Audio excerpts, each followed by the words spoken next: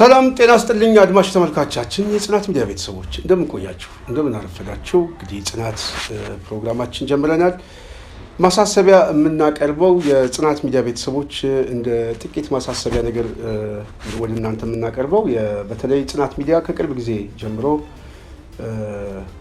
የመረጃ ስርጭት ጀምራለች። የዜና ሰዓት እንግዲህ የዜና ሰዓታችን በቻለ አቅም እየጠበቅን ለማሰራጨት እንሞክራለን። ቀጥታ ዜናው ከሀገር ቤት ስለሆነ መረጃው ተሰባስቦ የሚመጣው እዛ አካባቢ ላይ ደግሞ የተለያዩ የኔትወርክ ችግርም ስላለ ይህንን ከግምት ማስገባት ያስፈልጋል። እንግዲህ ዜናዎቻችሁ ለምንድን ነው ሰዓቱን ጠብቀው የማይከሰቱት የማይመጡት የሚል ጥያቄ ስለቀረበልን ነው። እንግዲህ በተቻለ አቅም ቴክኒካል የሆኑ ችግሮችና አንዳንድ አሳማኝ የሆኑ ምክንያቶች ስላሉ ነው። ለማንኛውም ዜናውን በጣም በአስቸጋሪ ሁኔታ ሆነው እዛው ከቦታው የሚያቀርቡልን ሰዎች ጽናት ሚዲያ አግኝታለች። እንግዲህ ዜናችንን እየተከታተላችሁ ሀሳብ አስተያየት ስጡበት። እንደዚሁም ጽናት የተለያዩ መረጃዎች እንዳያመልጣችሁ ሰብስክራይብ በማድረግ ፈጣን መረጃ እንዲደርሳችሁ የበኩላችሁን ሚና ተወጡ እንላለን። ዛሬ አጭር የሆነች ነገር ተናግሬ መውጣት ነው የምፈልገው። የጽናት ሚዲያ ቤተሰብ እንግዲህ በጣም መነጋገሪያ የሆነው የጌታቸው ረዳ አልጀዚራ ላይ የሰጠው ኢንተርቪው ነው። እንግዲህ ይሄ በተለይ በዋናነት ፊት ለፊት የጋዜጠኛው ሙግት ከዚህ በፊት በሃርድ ቶክ እንደምናውቀው አንጋፋው ጋዜጠኛ እንግዲህ እሱን የተካ ሰው ነው። በጣም የሚገርም ጥያቄ ነው የጠየቀው። ከፍተኛ የሆነ መፋጠጥ ውስጥ የገባበት ጥያቄ ነው። በተወሰነ መልኩ ትንሽዬ ነገር መገምገም ችለናል። እንግዲህ እኔ በጣም ብዙ ነገር ነው ያየሁት። ጌታቸውን በተወሰነ መልኩ ሰዎች አሁንም አሳንሰው የሚያዩት አንዳንድ የፖለቲካ ሁኔታዎች አሉ። እኔ ጌታቸው ቀላል ፖለቲከኛ ነው ብዬ አላስብም። አሁንም ቢሆን በኮንፍሊክት ማለት የውስጥ ግጭት በተለይ ከጓደኞቹ ጋር ከህወሓት የስራ አስፈጻሚ ማዕከላዊ ኮሚቴ ውስጥ ካሉ ኃይሎች ጋር እንግዲህ የታክቲካል ልዩነት ቢገጥመውም በዋናነት የመስመር ችግር ያለበት ብዬ አላስብም። አሁንም ቢሆን በዋናነት ጥቅሙን ለማስጠበቅ የሚሄድበት መንገድ ስልታዊ በሆነ መንገድ እየሄደ ነው ብዬ ነው የማስበው። ለማንኛውም በዚህ ጉዳይ ላይ ከዚህ በፊት ጽናት ሚዲያ አቋም የፖለቲካ ትንተና ሰርተንበታል። እሱ ወደፊት የሚታይ ነው። ግን የህወሓት ውስጥ ያለ የፖለቲካ አቅም ብዙ አይነት መልክ አለ። በጊዜ አስተዳደር ውስጥ ያለ፣ በነ ጻድቃንና በነ ጌታቸው ውስጥ አለ፣ በነ ደብረጽዮን ውስጥ አለ። ስለዚህ የመስመር ችግር የለም እና ጌታቸውን በዛ በኩል ከምገምተው በላይ በዚህ ኢንተርቪው ውስጥ ማረጋገጫ አግኝቻለሁ። እዚህ ላይ ጌታቸው በዋናነት እኔ የኢንተርቪው በተለይ ይሄ ሄድላይን ሆኖ በደንብ መነጋገሪያ የሆነው የጄኖሳይድ ጉዳይ ነው። ስለዚህ አብይ አህመድ በተለይ በጣም እንደዚህ አይነት ኢንተርናሽናል በሆነ ዓለም አቀፍ ሚዲያ ላይ የአብይ ጄኖሳይድ ትርክት የተነሳበት በጣም የሚገርም አብይ ማን ነው የሚለው የተቀነቀነበት ነው። አብይ ጄኖሳይደር እንደሆነ በዓለም አቀፉ መድረክ ከግምት በላይ የተረጋገጠበት ጊዜ የሚጠብቅ ወንጀለኛ ነው ብዬ ነው የማስበው። በዓለም አቀፉ ፍርድ ቤት ሊያቆመው የሚችል ወንጀል አብይ ላይ ተለጥፎበታል። ከዚህ በኋላ የሚንቀሳቀሱ አይደለም እና በተለይ ከኢንተርቪው ጋር በዋናነት ጎልቶ የወጣው አንዱ የአብይ ጄኖሳይደርነት በጣም ጎልቶ ወጥቷል። ሌላው ጌታቸው ንጉስ ትሆናለህ የተባለበት በተለይ አብይ ከ7 ዓመት ጀምሮ ነው ንግስና አግኝቻለሁ እንግዲህ የተቀባው ንጉስ ነኝ የሚልበት በምን አይነት ሁኔታ እንደተገመገመ ግልጽ ነው። እንግዲህ ንግስናውንም አልቀበልም ብሎ ሰጥቷል። ታላቋ ኢትዮጵያ የሚል አጀንዳዎችም ተነስተዋል። የታላቋ ኢትዮጵያ ጉዳይ እኔን ያሳስበኝም በዋናነት ከትግራይ ህዝብ ጥቅም አኳያና ራሱ ካለበት ሁኔታ ነገሮችን እየፈተሸበት እንደሆነ በተወሰነ መልኩ ለማየት ችያለሁ። አንዱ ሌላው ማየት የቻልኩት በተለይ የታሰሩት ጋዜጠኞች እንግዲህ በተለይ ሪፖርተር ውስጥ ያሉት እንደ ዮናስ አብዱል ሰመድ መሐመድ ምናምን ተነስተውበታል። እንግዲህ ከምክር ቤት አባልም አቶ ክርስቲያን ታደለ ቢነሳም በዋናነት ከጋዜጠኞች ጋር ግን አሁንም የአማራ ጋዜጠኞች እስር ቤት ያሉት ያልተሰጠበት ማለት ሽፋን እንኳን ያልተሰጠበት ሁኔታ እንድምታዎቹ ምንድናቸው የሚል ነገር አይቼበታለሁ። ስለዚህ ይሄንን የኢንተርቪውን ገምገም ሳደርገው አንዱ በትርክት ደረጃ አብይ በዓለም አቀፉ ማህበረሰብ እኔ ከአብይ ጋር ራሱ ፎቶ የሚነሱ ሰዎች እየተሸማቀቁ የሚመጡበት አውድ ነው እየተፈጠረ ያለው። በቃ ይሄ ሰውዬ አንደኛ የስርዓቱ ማብቃት እና ፍጻሜ ጋር የሚገመግሙት ብዙ አናሊሲስ የሚያደርጉት ነገር አለ እና በትርክት ደረጃ አብይ ምን አይነት መልክ እየተሰጠው እንደሆነ ግልጽ ነው። ወደ አደባባይ እየመጣ ያለው የጄኖሳይድ ሸክም እየመጣበት ነው። ስለዚህ እነዚህ አራት ጉዳዮችን ገምግሜ ሳይ በተለይ ከተሳታፊዎቹም ጥያቄ ከሚያነሱ ሰዎችም አኳያ ሲገመገም ጌታቸው አራት የተለያየ ነገሮች ላይ አስቀምጧል። እነዚህ አራት ነገሮች አሁንም ማየት ያለበት ካለ እኔ ከየትኛውም ጊዜ በላይ እንደው የአማራ ልሂቃን እኛ የቱ ጋር ነን ያለነው ብሎ ማየት ግን በጣም ያስፈልጋል ብዬ አስባለሁ። አውዱን ስንፈትሽ አንዱ ጌታቸው መናገር የፈለገው ጄኖሳይድ ተፈጽሟል፣ ግን ጄኖሳይዱ ግን አብይ ብቻ አይደለም ብዙ አክተሮች አሉ የሚል ድምዳሜ ውስጥ ቢገባም ይሄ ጉዳይ ነገ ጠዋት በፍርድ ቤት የሚበየን ነው የሚለው ከሂደት አኳያ ትክክል ሊሆን ይችላል። ግን እውነታውን ግን ለመሸፋፈን የሄደበት መንገድ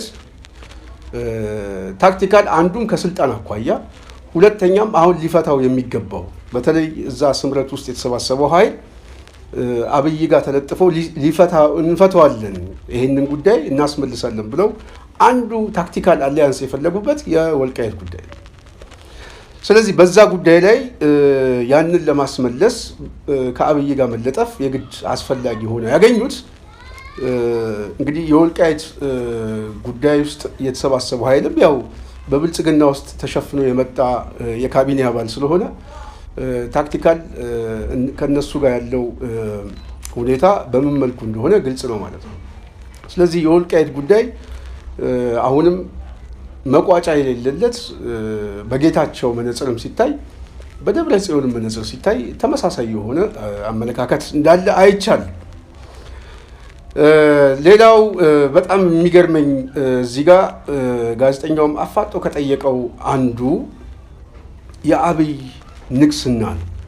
አብይ ምን አይነት ንጉስ ነህ ተብሎ ሳይጠየቅ እኔ ከ7 ዓመት ጀምሮ እናቴ ቀብታኛለች ንጉስ ትሆናለህ ተብያለሁ ብሎ በአደባባይ የተናገረው እና ይሄንን ንግስና የጠቅላይ ሚኒስትሩ አማካሪ እኔ አልቀበለውም ነው ያለው። ስለዚህ አብይ ያለው አስተሳሰብ በውጤት ደረጃ አሳካው ወይ ያሳካው ምንድን ነው? ለውጥ አስመዝግቧል ወይ ተብሎ ሲጠየቅ ለውጥ የለም ብሎ የገመገመበት መንገድ ጌታቸው በምን ሁኔታ አብይን ታክቲካል በሆነ ስልታዊ በሆነ መንገድ እንደቀበረው ነው ማየት የሚቻለው እና የጌታቸውን ኢንተርቪ የአልጀዚራ ኢንተርቪዎችን በተወሰነ መልኩ ስንገመግም በተለይ ከታሰሩ ሰዎች ጋር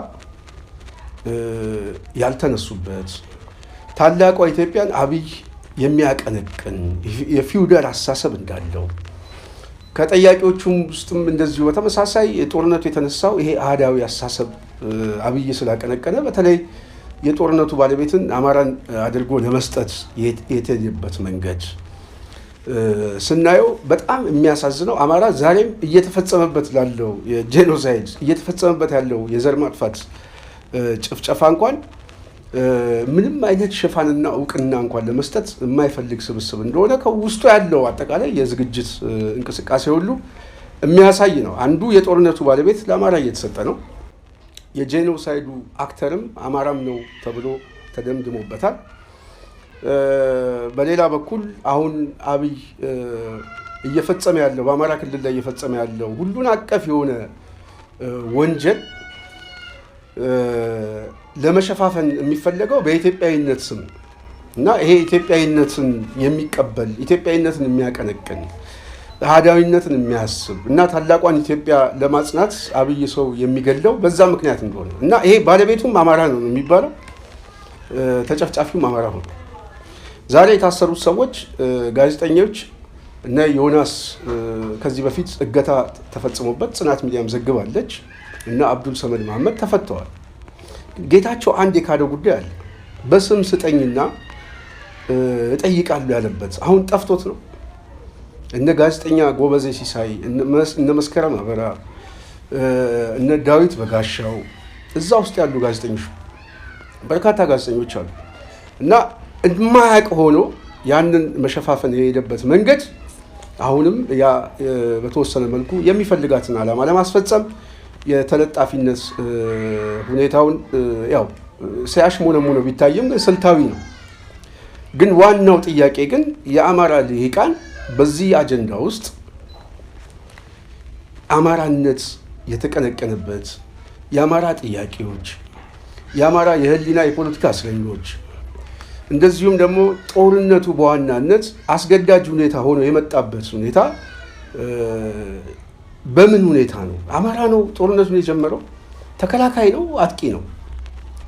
የሚለው ላይ ያንን እንኳን ሊያስተባብል ያንን ሊከላከልበት የሚችለው ሁኔታ የተዘጋጋና ያው ተቀናጅቶ የመጣ የፕሮፓጋንዳ ዲስኮርስ በመሆኑ እኔ አማራው በተለይ በጣም የተጎዳበት ትርክቶች የተሰማበት ነው ብዬ ነው የማየው።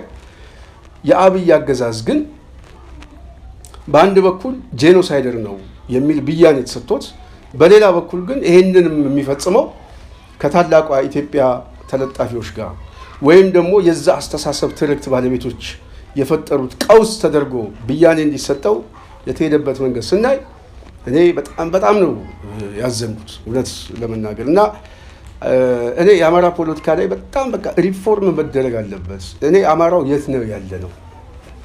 ጌታቸው አንድ ነጥብ ተነስቷል። እኔ በታላቋ ኢትዮጵያ ጉዳይ ላይ አላስብም። እኔ ፖሊሲ ሜከር አይደለሁም፣ አማካሪ ነኝ። የማስበውም በትግራይ ጉዳይ ላይ ነው፣ በትግራይ ህዝብ ጉዳይ ላይ ነው ብያኔ ሰጥቷል። አማራውስ እኔ የማስበው በአማራ ጉዳይ ላይ ነው የሚል ልሂቃን አለን ወይ? በዚህ ጉዳይ ላይ በጣም ዓለም አቀፍ ሚዲያዎች ላይ የአማራን ጥቅሞች የአማራን ጭፍጨፋ የሚያጋልጥ በተለይ የሚዲያ የአድቮካሲ ስራ የሚሰራ የሎቢ ስራ የሚሰራ ምናምን እንደዚህ አይነት ተጽዕኖ የሚፈጥሩ ሰዎች እስቲ ቁጭ ብለው ቢያዩት እኔ በጣም ያለንበት ሁኔታ በምን ሁኔታ ውስጥ እንዳለ የሚያሳይ ነው ብዬ ነው የማስበው እና የጌታቸው ኢንተርቪው በአጠቃላይ ሲታይ አማራው በትርክት ደረጃ አሁንም የሚወክለው ሰው እየጠፋ ነው። ጋዜጠኛ እንኳን የለም። የአማራን ጥቅሞች እንደው የሚጠይቅ የሚሟገት ምናምን ስናይ አንዳንድ ጊዜ በጣም ነው የሚያሳዝነው። እንደው አማራም የሆኑ ሰዎች እኮ በጣም ፕሮፌሽናል የሆኑ ሙያ ያላቸው ሰዎች እንግዲህ የዚህን ህዝብ ጥቅም እንኳን ለማስጠበቅ እያንዳንዱ ሰው የሚሄድበት መንገድ ስናየው ውግንናው በጣም አናሳ ነው ብዬ ነው የማስበው። በጣም እና ይሄ ደግሞ የሚያሳየው አማራ አሁንም ስሜት ላይ ነው ያለ ነው እንጂ በጣም ጥልቅ የሆነ ብሔርተኝነት ጥልቅ የሆነ የራሱን ሁሉም ሰው ድርሻውን ለማዋጣት የሚሄድበት መንገድ በጣም ውስን እንደሆነ ግልጽ ነው። ጌታቸው የተጣላው ከደብረጽዮን ጋር ነው የተጣላው። ተጣላ የሚለው እኔ ዝም ብዬ በኮቴሽን ነው የማስቀምጠው። ተጣላ የሚለውን እንኳን ብዙም አልቀበለውም። እሱ የራሴ የሆነ የፖለቲካ እይታ ስላለኝ ነው። ግን ዋናው ግን ምንድነው የመስመራዊ አንድነት ግን አለ። ስለዚህ ጌታቸው አሁንም የፖለቲካ መስመር አለው፣ የሚታገልለት መስመር አለው እና ያንን መስመር አስጠብቆ እስከሄደ ድረስ እኔ በውጤት ደረጃ ነው ጌታቸውን የምለካው የምገመግመው። ስለዚህ ጌታቸው አሳንሶ ማየት በጣም አያስፈልግም። ዋናው ጉዳይ ግን ያነሰው እኔ አነሰ ብዬ የማስበው የአማራ ሊቅ ነው። እዚህ ውስጥ ሊቆጭ የሚገባው የአማራ ሊቅ ነው። እኔስ ሴቱ ጋር ነኝ ያለሁት? የህዝባችን ጥቅምስ ምንድን ነው? በአንድ በኩል ጭፍጨፋ እየተፈጸመብን፣ በሌላ በኩል ደግሞ የጄኖሳይደር ባለቤት ሆነን የጦርነት አስጀማሪዎች ሆነን የትርክቱ ባለቤቶች ሆነን የሚታየው ነገር በጣም ትክክልም አይደለም። እና የህገ መንግስት ጉዳይ በህገ መንግስቱ አሁንም ሁሉ ጊዜም የሚባለው በህገ መንግስቱ ምናምን የሚባል ነገር አለ። የህገ መንግስት ጉዳይ ኦኬ እሺ፣ ይሄ ህገ መንግስት እኔ እንደው አይወክለኝም ይሄ ህገ መንግስት ብዬ የምንታገል ሰዎች፣ እድሜ ልካችን የምንታገል ሰዎች፣ ይወክለናል ብለው የሚያስቡ ሰዎች እንደ መብት ራሳቸውን ከቆጠሩ እኛ ደግሞ እንደ መብት የምንቆጥረው ምን ላይ ነው ሊያስማማን የምንችለው? ማለት አንዳንድ ጊዜ እኮ በተቋም ደረጃ ተገፍተህ በህገ መንግስት ተጨፍልቀህ እንደዚሁም በሰራዊት እየተጨፈጨፍክ ዛሬ ማን ነው ጠላት ተብሎ በየአካባቢው የሚሳደደው?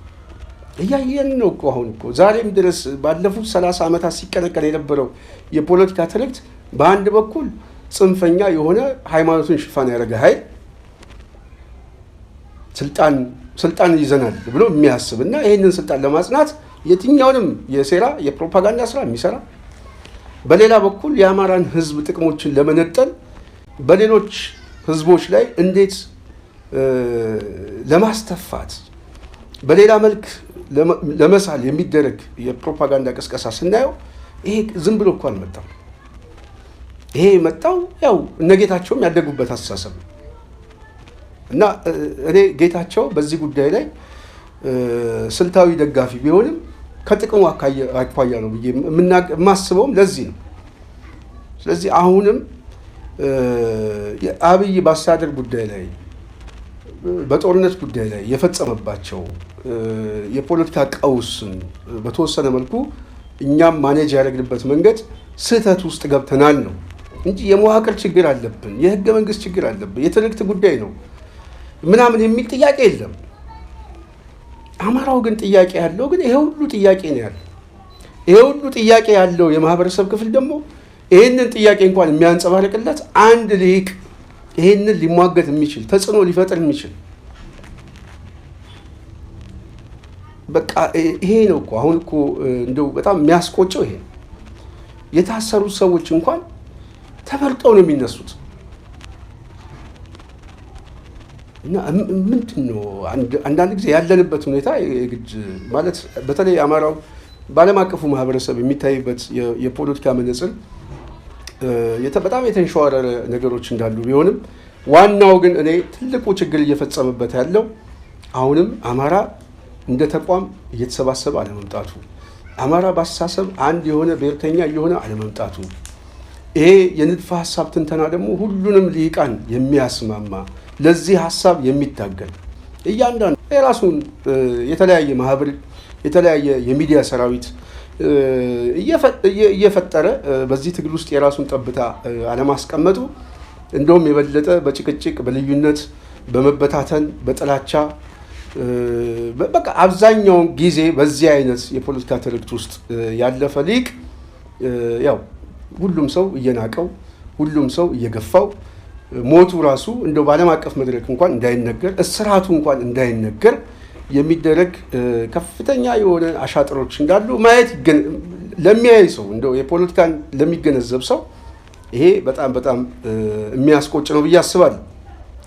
ስለዚህ ይሄንን ሁሉም ሰው እኔ ቁጭት ውስጥ ሊገባ ይገባል ብዬ አስባለሁ። ጌታቸው አሁንም እኔ የምሟገትበት መስመር አለኝ ብሎ ሌላውስ እኔም የምታገልበት መስመር አለኝ ብሎ ማሰብ መቻል አለበት።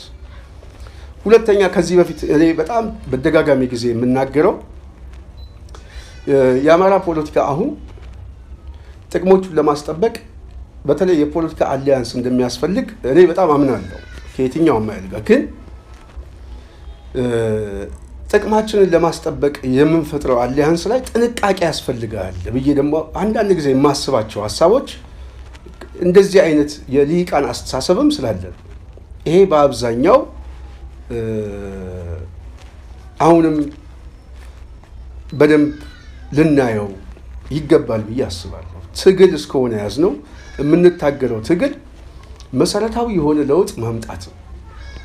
ጥገናዊ ለውጥ ለማምጣት አይደለም። ጥገናዊ ለውጥ ለማምጣት መታገል አያስፈልገንም፣ መሞት አያስፈልገንም፣ ሞት አያስፈልገንም። ይሄንን የህገ መንግስት ተቀብለህ ምናምን በዚህ መዋቅር ውስጥ በተወሰነ መልኩ ትንሽ የሚታደስ ነገር ካለ እሱም በቡርሽ ቀብቸው እንደዚህ የሚሉ ሊቃኖች አሉ። እንደዚህ አይነት አስተሳሰብ የሚያስቡ ሰዎች አሉ። ይሄ በጣም ስህተት የሆነ አስተሳሰብ። ስለዚህ ለውጥ የምናመጣ ከሆነ መሰረታዊ የሆነ ለውጥ ያስፈልገናል። ይሄ ለውጥ ግን እኛም ብቻ የሚጠቅም ሳይሆን ሌሎችንም የማይጎዳ መሆን አለበት። ሌሎቹም ከሚመጣው ለውጥ ጋር ተጠቃሚ መሆን አለባቸው። የተለየ ልዩ ተጠቃሚ ሊኖር አይገባም። ልዩ ጥቅም የሚያስፈልገው የትኛውም አስተሳሰብ ሊኖር አይገባም።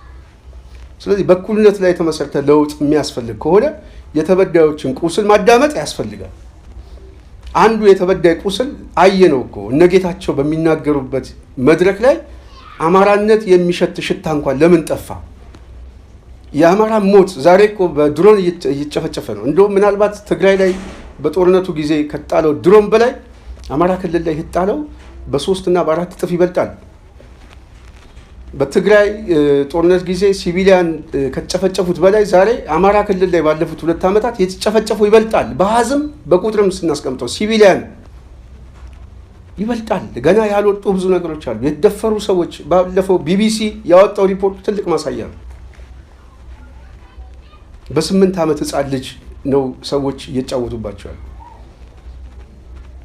እና ይሄ ሁሉ ወንጀል፣ ይሄ ሁሉ ሰቆቃ፣ ይሄ ሁሉ የአማራ ሸክም በዚህ ዓለም አቀፍ መድረክ ላይ እንኳን ድምፅ የታፈነበት እንድምታዎቹ ከዚህ ያደረ አስተሳሰብ የመጣ ነው። ይሄ ያደረ አስተሳሰብ ደግሞ የልሂቃን አስተሳሰብ ብቻ ሳይሆን የኢንተርናሽናል ኮሚኒቲውም በተወሰነ መልኩ ይሄ አስተሳሰብ የሚገዛቸው ኃይሎች እንዳሉ ግልጽ ነው። አማራው ሰው ደግሞ የለውም። ስለዚህ ምን እየሆንን ነው? በአንድ በኩል እየሞትን፣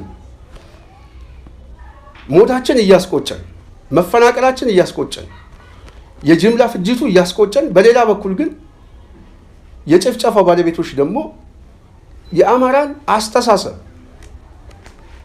ለታላቋ ኢትዮጵያ ሲባል የሚፈጸም ነው የመስዋዕትነት በግ የሆኑት የሚል ትርክቶችም ደግሞ ተሸካሚ እንድንሆን እየተደረገ ነው። እና ይሄ በጣም የሚያሳዝን። አብይ አህመድ በኢትዮጵያ ፖለቲካ ውስጥ ለኢትዮጵያ ብሎ የሞተበት ጊዜም የለም። ሰው የሚገድለው ለስልጣኑ ብሎ ነው። ኢትዮጵያን ለማጽናት አይደለም። እሱ ወደፊት አገሪቷን በምን ሁኔታ ውስጥ ከቷት እንደሚሄድ ስለሚታይ ነው። እኔ አይቆጨኝም በዚህ ጉዳይ ነው። ይህን ሰው በቁሙ ከጸጉሩ እስከ እግሩ ስለምናውቀው ማለት ነው። ስለዚህ አሁንም ቢሆን ዛሬ ኢትዮጵያ ውስጥ እየተፈጸመ ያለው የአንድም ብሔር የፖለቲካ የበላይነት ለማጽናት ሌላ ሁሉ ተሰባስቦ ይጨፍለቅ የሚል አዳዊ የሆነ ኦሮሞማ አስተሳሰብ ለመጫን ሌላው ህዝብ እየተገደለ ነው። ከዚህ እንኳን የጋራ ግድያ እንኳን ዛሬ በተወሰነ መልኩ ያደረ ቁስል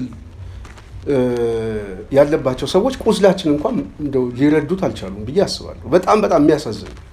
ይሄ ሊያሰባስብ የሚገባ፣ ይሄ ሊያታግል የሚገባ፣ ይሄ እንደውም እኛ የፈጸምነው ተቋማዊ ስርዓታዊ በአስተሳሰብ የቀረጽናቸው ሰዎች ዛሬ ምን ፈጸሙብን ብሎ ማሰብ ያስፈልጋል። አብይን እኮ ያመጣው አብን አይደለም።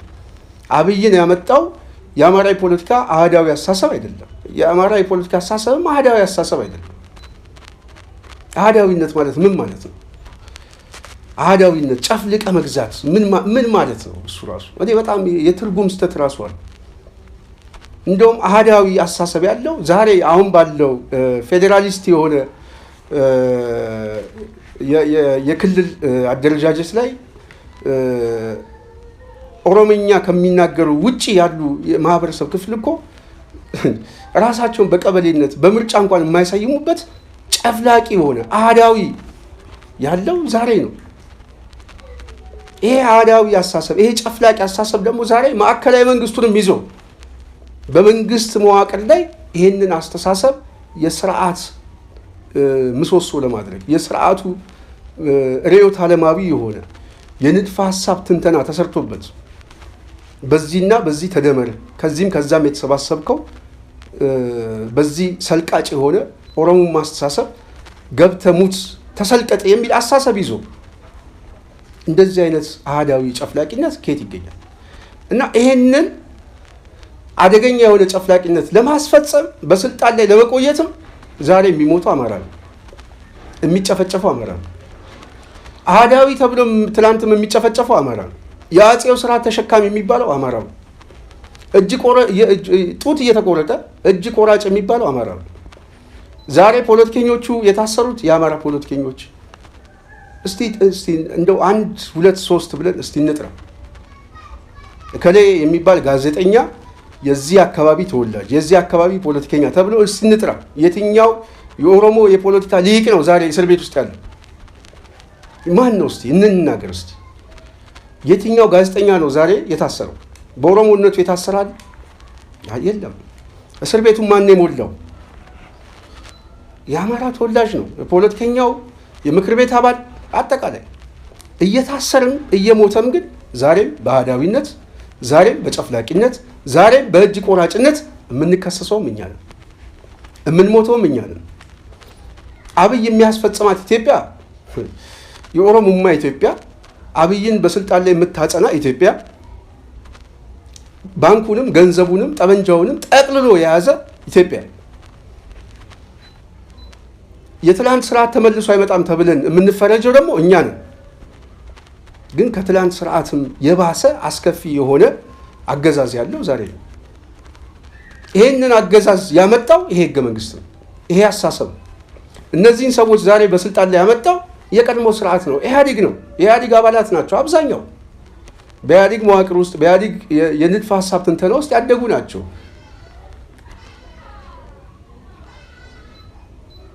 ስለዚህ ጨቋኙ ማን ነው? ተጨቋኙ ማን ነው? ከዚህ ለመውጣት የምናደርገው ትግል ምን ይመስላል? ይሄ ጭቆናችንስ የሚቀበል አለው ወይ? ካለ አሊያንሳችን ምን ሊሆን ይችላል?